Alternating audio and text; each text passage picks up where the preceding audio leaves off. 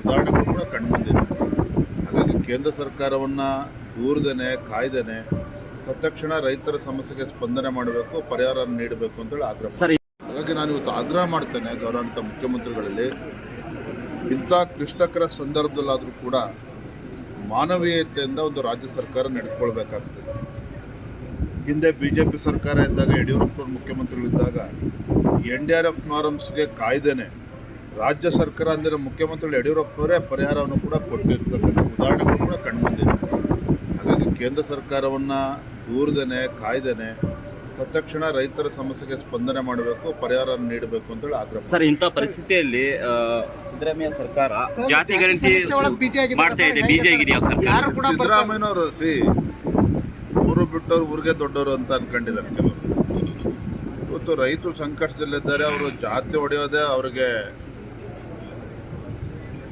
Important ಆಗಿದೆ, ಅವ್ರಿಗೆ ಅದೇ ಮುಖ್ಯ ಆಗಿದೆ.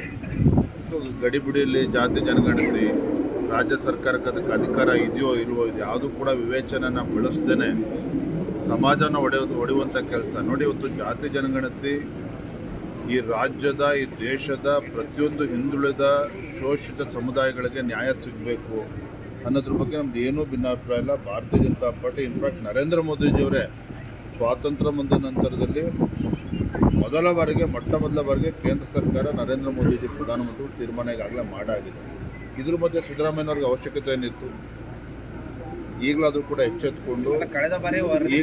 ಎಚ್ಚೆತ್ತುಕೊಂಡು ರೈತರ ಸಂಕಷ್ಟಕ್ಕೆ ಸ್ಪಂದನೆ ಮಾಡಿ.